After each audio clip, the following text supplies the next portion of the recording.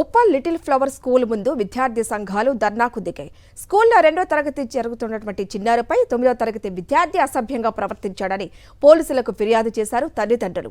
అయితే సరియైన జాగ్రత్తలు తీసుకునే ప్రిన్సిపాల్ను వెంటనే సస్పెండ్ చేయాలంటూ స్కూల్ ముందు చిన్నారి తల్లిదండ్రులతో పాటు విద్యార్థి సంఘాలు ఆందోళనకు దిగాయి. అయితే మీడియాతో మాట్లాడటానికి చిన్నారి తల్లిదండ్రులు నిరాకరించారు. ఈ ఘటనపై పోలీసులు దర్యాప్తు చేస్తున్నారు.